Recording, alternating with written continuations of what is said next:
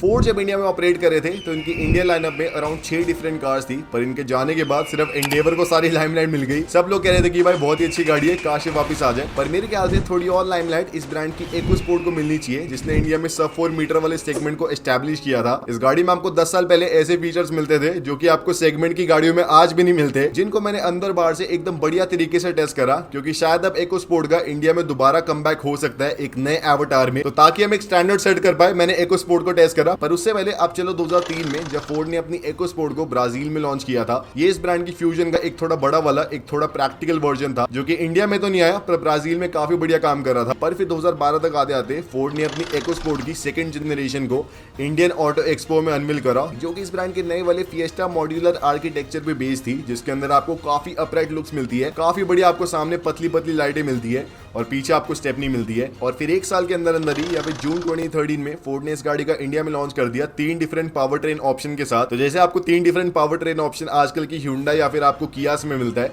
इस गाड़ी में आपको आज से 11 साल पहले मिलता था, जिसमें एक 1.5 लीटर का नेचुरली एस्पिरेटेड पेट्रोल था, जिसमें 110 हॉर्स पर आती थी। और आप 5.59 लाख रुपीस के प्राइस में इस वाले इंजन को ऑप्ट कर सकते हैं। 5.5 लाख में आपको एल्ट्रॉस भी नहीं मिलती आजकल के टाइम में। डीजल में आपको 1.5 लीटर का डीजल इंजन मिलता था, जिसमें 90 हॉर्स और आप 1,10,000 रुपए एक्स्ट्रा खर्च के या फिर 6.69 लाख रुपीस के प्राइस में इस वाले इंजन को ऑप्ट कर सकते थे। और एक आपको 1.0 लीटर का टर्बो पेट्रोल का ऑप्शन भी मिलता था, जिसमें 123 हॉर्स पर आती थी। और आप 1.2 लाख रुपीस एक्स्ट्रा खर्च के या फिर 7.89 लाख रुपीस के प्राइस में इस वाले इंजन ऑप्शन को ऑप्ट कर सकते हैं। आजकल के टाइम में अगर आप देखें तो वेन्यू का बेस मॉडल बेरली इतने वाले प्राइस में आ रहा है, वो भी एकदम खाली सा। इस गाड़ी में आपको लिटरली टॉप मॉडल टाइटेनियम वाला इतने प्राइस में मिलता था, इसलिए इस गाड़ी की डिमांड भी काफी बढ़िया आ गई। 17 दिन के अंदर अंदर इस गाड़ी को 30,000 बुकिंग्स मिल गई। लोग बहुत ही एंटिसिपेट कर रहे थे फोर्ड की EcoSport को, और फोर्ड की सेल्स एकदम से 5,000 यूनिट्स पर मंथ से इंक्रीज हो गए 8-9 हजार यूनिट्स पर मंथ पे आ गई। लोग इस गाड़ी को बहुत ही इंस्पायर कर रहे थे, क्योंकि सेगमेंट में कोई और गाड़ी नहीं थी। एक लौती गाड़ी थी रेनॉल्ट डस्टर, पर वो काफी बड़ी थी इससे और उसका प्राइस भी काफी ज्यादा था, तो ये गाड़ी अपनी लीग में चल रही थी। पर दोस्तों मुझे खुद टेस्ट करना था कि इस गाड़ी में ऐसा क्या एक्सेप्शनल है कि लोग इस गाड़ी की इतनी तारीफ करते हैं और इतनी बढ़िया इस गाड़ी की मार्केट वैल्यू रिटेन हो रही है, जिसको देखने के लिए मैंने ईस्ट दिल्ली की सबसे बड़ी use car dealership wheeler dealer से ये 2017 की फोर्ड EcoSport उधार ली। तो देखते हैं 1 लाख किलोमीटर चलने के बाद एक EcoSport की कंडीशन कैसी होती है, जिसमें आपको सामने हॉरिजॉन्टल लाइट्स मिलती है पतली पतली, जिसमें अगर आप इसका थोड़ा नया वाला वर्जन लेंगे तो आपको LED वाला फंक्शन मिलता है, या आपको इसके फॉग लैम्प मिलते हैं, थोड़े ऊपर माउंटेड है। आजकल की कार्स में काफी कॉमन हो गया ये ऊपर माउंट करना फॉग लैम्प्स का, उस टाइम काफी अनकॉमन था, काफी नई चीज थी। आपको बड़ी सी सामने ऐसे ग्रिल मिलती है जिसमें आपको वर्टिकल स्लैट्स मिलते हैं, और साइड में अगर आप देखें दोस्तों उस टाइम में मुझे इसके लॉयस काफी डिसेंट लगते थे, जो कि ऐसे काफी मल्टी स्पोक से है, ऐसे 1 2 3 4 5 6 इंटू 2 12 स्पोक वाले लॉयस है। और साइड में अगर आप देखिए इस गाड़ी की लेंथ है 3.99 मीटर की, इसकी हाइट है 1.64 मीटर की, तो ऐसे लेंथ में थोड़ी कम है, हाइट में थोड़ी ज्यादा है, जिससे ऐसे थोड़ी अंडे ऐसी लुक्स आती थी इस गाड़ी में, काफी अलग सी थी एज कम्पेयर टू बाकी सारी कार्स।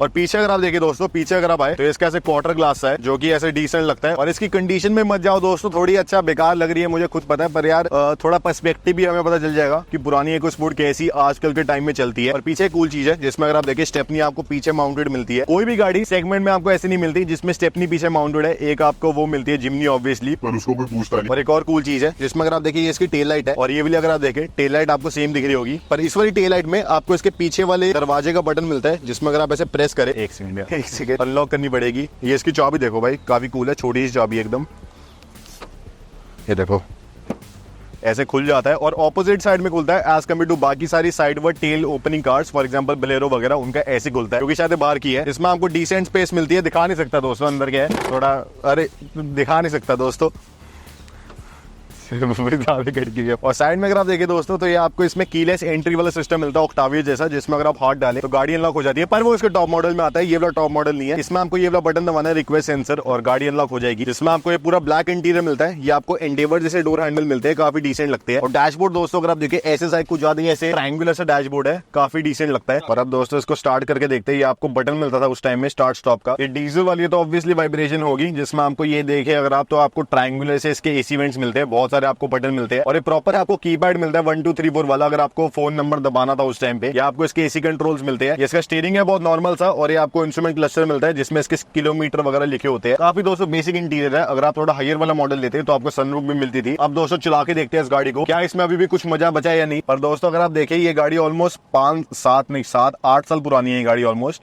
और 1 लाख किलोमीटर चल गई है, तो हम इसे ऑब्वियसली उस सेंस में नहीं जज कर सकते कि ऐसे बहुत ही बढ़िया परफॉर्मेंस हो हमारा। अबे ठुकना चाहिए हमें दोस्तों, जज करना पड़ेगा इस गाड़ी की, मतलब अच्छी भी चल जाए अगर ये गाड़ी तो बिना किसी दिक्कत के, तो कोई दिक्कत नहीं है। और इस वाले इंजन में टॉर्क बहुत अच्छा था, हॉर्स पावर अराउंड 100 थी, टॉर्क काफी अच्छा था। देखते हैं भाई अब एक्सेलरेशन में कुछ मजा आता है या नहीं। और दोस्तों देख लो, मुझे मैनुअल चलानी आती है, ऐसा नहीं I am a real car enthusiast. आप लोग बहुत बोलते हो ना real car enthusiast only drive manual cars. ये देखो दोस्तों, मैं मैनुअल चलाता हूँ, ऐसे देखो, मतलब ठीक है दोस्तों, एक्सेलरेशन हो रही है, गाड़ी मतलब चल रही है, गाड़ी अच्छी, ब्रेक भी अच्छी है, ठीक है यार। ये दोस्तों ठीक है यार दोस्तों, गाड़ी ऑब्वियसली हम ऐसे एक्सपेक्ट नहीं कर सकते कि ऑक्टाविया लेवल हो ऑब्वियसली इसकी एक्सेलरेशन वगैरह, ठीक है यार उस टाइम के हिसाब से। स्पेशली अगर आप देखिए मेरे पास एक क्रेटा भी है, तो क्रेटा तो अब 4 साल हुए थे सिर्फ, पर उससे अच्छी चल रही है गाड़ी, उससे पुरानी होने के बावजूद। पर दोस्तों उसको रियल जो मारा है इसके कंपटीशन ने मारा है, जो कि एकदम से कुछ ज्यादा बढ़ गया था इसके सक्सेस के बाद। और सही में दोस्तों कंपटीशन कुछ ज्यादा बढ़ गया था, जिसमें 2013 में जब इस गाड़ी का इंडिया में लॉन्च हुआ था तो इसके इंडिया में 33,700 यूनिट्स की रिटेल हुई थी, जो कि काफी डिसेंट है। उसके अगले साल या फिर 2014 में इस गाड़ी के इंडिया में 51,000 यूनिट्स बिकी, और 2015 में इस गाड़ी के इंडिया में 42,403 यूनिट्स की रिटेल हुई। पर फिर उसके अगले साल या फिर 2016 में मारुति ने अपनी ब्रेजा को इंडिया में लॉन्च कर दिया एज डीजल ओनली कार। लोगों को ये गाड़ी कुछ ज्यादा पसंद आ गई, क्योंकि इस गाड़ी में आपको 20 kmpl की ऊपर की एवरेज मिलती थी, मारुति की आपको रिलायबिलिटी मिलती थी। तो जो लोग फोर्ड के साथ रिस्क नहीं ले सकते एक नए ब्रांड का, वो मारुति पे हॉप इन करने लग गए। पहले महीने इस गाड़ी के इंडिया में 5500 यूनिट्स बिकी, उसके अगले महीने इस गाड़ी के इंडिया में 7000 यूनिट्स बिकी, उसके हर एक अगले महीने इस गाड़ी के इंडिया में 10,000 से ऊपर यूनिट्स बिकने लग गई। 4 महीने के अंदर अंदर इस गाड़ी को 1 लाख प्री बुकिंग्स मिल गई और 12 महीने का वेटिंग पीरियड आने लग गया। तो टेक्निकली जो सेगमेंट फोर्ड इकोस्पोर्ट ने इंडिया में स्टार्ट किया था, उस सेगमेंट में मारुति राज करी थी। और अगर ये कम था तो 2017 में टाटा मोटर्स ने अपनी नेक्सॉन को इंडिया में लॉन्च कर दिया था 5.85 लाख रुपीस के प्राइस में, जिससे गाड़ी अपने सेगमेंट की सबसे अफोर्डेबल गाड़ी बन गई थी। काफी लोगों ने इस गाड़ी को भी पसंद करा। और फिर आने वाले सालों में या फिर 2019 में महिंद्रा ने अपनी XUV 300 को लॉन्च करा, Hyundai ने अपनी वेन्यू को लॉन्च कर दिया इसके कुछ महीने बाद। और अब ऑलमोस्ट हर एक कार मेकर इनडायरेक्टली या फिर डायरेक्टली इस वाले सेगमेंट में आना चाहता है, क्योंकि इंडिया की ऑलमोस्ट आधी जो गाड़ियां बिकती है इस वाले सेगमेंट की बिकती है। टेक्निकली जो सेगमेंट फोर्ड ने स्टार्ट किया था अपनी इकोस्पोर्ट के साथ, नाइवली उन्हें कुछ आइडिया भी नहीं था इतना बढ़िया परफॉर्म करेगा। वो सेगमेंट लिटरली इंडिया का सबसे बड़ा कार सेगमेंट बन गया, तो बहुत ही बड़ी बात है दोस्तों। EcoSport was really a different league, we did not appreciate it, पर उस टाइम फोर्ड काफी अप्रिशिएट कर रहे थे अपनी नई वाली इकोस्पोर्ट को। और क्योंकि ये वाला सेगमेंट भी काफी बढ़िया ग्रो कर रहा था, तो फोर्ड काफी बुलिश हो गए थे अपनी इकोस्पोर्ट को लेके और इंडियन मार्केट को लेके। इसलिए फोर्ड का जो एग्जिस्टिंग प्लांट था चेन्नई वाला, उसमें अराउंड 2 लाख गाड़ियों की एनुअल प्रोडक्शन कैपेसिटी थी और 3 लाख इंजन की एनुअल प्रोडक्शन कैपेसिटी थी। फोर्ड को लगा भाई ये भी कम है, हमें इंडिया में गाड़ियां बनानी है, अपनी इकोस्पोर्ट को इंडिया से बनाना है और बाहर एक्सपोर्ट करना है। इसलिए फोर्ड ने अराउंड 5,000 करोड़ रुपए खर्च के सानंद में अपना एक नया प्लांट डेवलप करा, जिसके अंदर 2.5 लाख गाड़ियों की अराउंड प्रोडक्शन कैपेसिटी थी एनुअल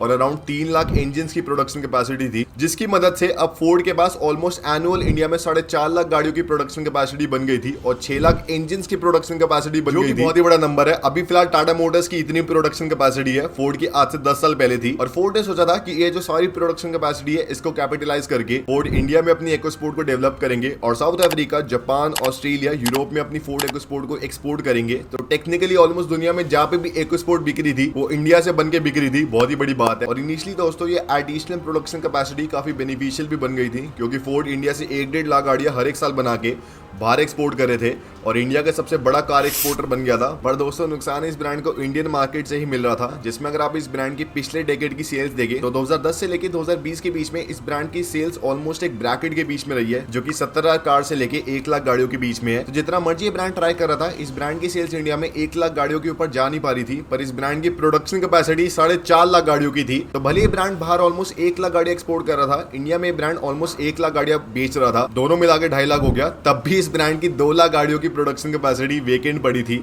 उसका कोई इस्तेमाल नहीं था, जिससे हर एक गाड़ी पे इस ब्रांड को लॉस हो रहा था। जिस पे कैपिटलाइज करने के लिए इस ब्रांड ने टाटा मोटर्स के साथ भी कोलैब किया था और इनिशियली उनकी नेक्सॉन इनकी फैक्ट्री में बनना शुरू हुई थी। पर उससे भी दोस्तों इतना कुछ फायदा हुआ नहीं, क्योंकि कितनी नेक्सॉन बन जाएंगी इनकी फैक्ट्री में। टाटा मोटर्स के पास खुद की इतनी बड़ी फैक्ट्री है और साथ ही में जितना इन्होंने या फिर बाहर के किसी भी कार मेकर ने एंटिसिपेट किया था कि इंडियन कार मार्केट ग्रो करेगी पिछले अराउंड 15 सालों में, बिल्कुल उसके आसपास भी नहीं ग्रो करी। जिसमें हर एक कार मेकर ने एंटिसिपेट किया था कि Indian car market almost almost 10% CAGR की ग्रोथ रेट से ग्रो करेगी, जो कि बहुत ही बड़ा नंबर है। और इस टाइम तक अगर आप देखें Indian car market almost 7-8 million units पे होनी चाहिए थी अगर उतने परसेंटेज वाइज ग्रो करती। इंडिया की कार मार्केट ग्रो करी दोस्तों 2 या 3-4% से, जो कि एक क्वार्टर है एज कम्पेयर टू जितना पहले एस्टिमेटेड था। तो सारे कार मेकर ने जो बढ़िया बढ़िया एम्बिशंस ले लिए थे कि चाइना की तरह इंडिया की कार मार्केट भी बहुत ही बढ़िया ग्रो करेगी और यहाँ पे भी हम अपनी डोमिनेंस को एस्टैब्लिश करेंगे। बिल्कुल वो दोस्तों हो नहीं पाए क्योंकि कार मार्केट ग्रो करी नहीं और फोर्ड की सेल्स भी ग्रो करी नहीं, तो इनका मार्केट शेयर अराउंड 2.5% के आसपास ही बना रहा, जो कि काफी मुश्किल है प्रॉफिटेबल बनाना अगर आप सस्ती कार्स को बेच रहे हो। जिसके वजह से 2021 में इस ब्रांड ने अपने इंडिया वाले ऑपरेशंस को फाइनली बाय बाय बोल दिया, कह दिया दोस्तों हमसे नहीं हो पाएगा,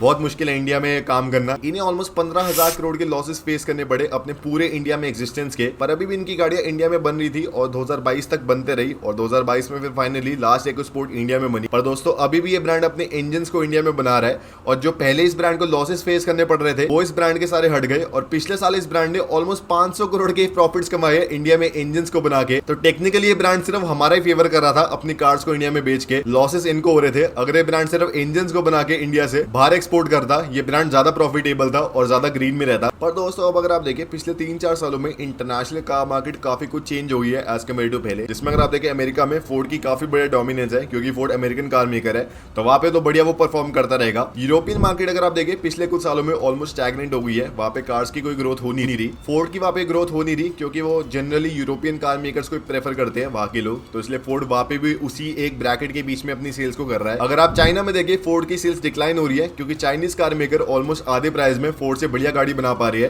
फोर्ड वहां पे भी लॉसेस फेस कर रही है। रशिया में फोर्ड अपनी गाड़ियां बेच नहीं सकते क्योंकि सैंक्शन लग गए हैं और बाकी थोड़ी बहुत एशियन कंट्रीज में फोर्ड की कार्स बिकती है, पर वो थोड़ी छोटी कंट्रीज है जहाँ पे पॉपुलेशन काफी कम है, तो वहां पे ग्रोथ के इतने कुछ ज्यादा स्कोप है नहीं। तो बचती है दोस्तों लॉदी मार्केट जो कि इंडिया है, जो कि बड़ी कार मार्केट भी है और जहाँ पे थोड़ी ग्रोथ पोटेंशियल है। पहले दोस्तों फोर्ड ने अपने हाथ थोड़े लाल कर दिए थे इस वाली मार्केट में और थोड़ा लॉसेस फेस कर लिए थे, पर दोस्तों अब फोर्ड एक नई स्ट्रैटेजी का इस्तेमाल करके इंडियन कार मार्केट में आएंगे जिसमें वो ज्यादा ऐसे इन्वेस्टमेंट नहीं करेंगे, थोड़ा थोड़ा नदी में पैर डालेंगे, अगर उन्हें ठंडा पानी लगता है थोड़ा और डालेंगे, एकदम ऐसे दोनों पैर एक साथ नहीं डाल देंगे। वॉरेन बफेट जी ने भी कहा है don't test the depth of the river by sinking both the feets at one time, ऐसा कुछ था ना दोस्तों। तो इसलिए ब्रांड दोस्तों इंडिया को लेकर कुछ ज्यादा सीरियस हो रहा है और ये ब्रांड ने इंडिया में 3-4 पेटेंट्स को भी फाइल कर दिया पिछले एक साल में और अपनी नई वाली इकोस्पोर्ट के पेटेंट को भी फाइल कर दिया है। अब दोस्तों हमें ये कंफर्म नहीं है कि ये गाड़ी इकोस्पोर्ट का सक्सेसर है या फिर कोई और गाड़ी है, पर टेक्निकली ये गाड़ी एक सब 4 मीटर एसयूवी लग रही है इंडियन मार्केट के लिए और सब 4 मीटर अगर एसयूवी है तो उसका नाम इकोस्पोर्ट ही होना चाहिए दोस्तों। जिसमें अगर आप इसके लुक्स में देखें तो काफी कुछ सिमिलर लग रही है उसी वाली एसयूवी से जो कि फोर्ड और महिंद्रा मिलकर इंडिया में बना रहे थे जॉइंट वेंचर के बीच में। और फोर्ड ने इसका एक टीजर भी अपलोड कर दिया था जिसमें आपको सामने ऐसे बड़ी सी मेश वाली ग्रिल मिलती है,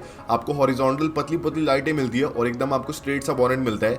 एकदम इस गाड़ी में आपको वैसी लुक्स मिलती है। साइड में आपको कॉम्प्लेक्स अलॉयज मिलते हैं, स्ट्रेट आपको रूफ लाइन मिलती है, छोटी छोटी आपको खिड़कियां मिलती है और काफी डिसेंट लग रही है गाड़ी।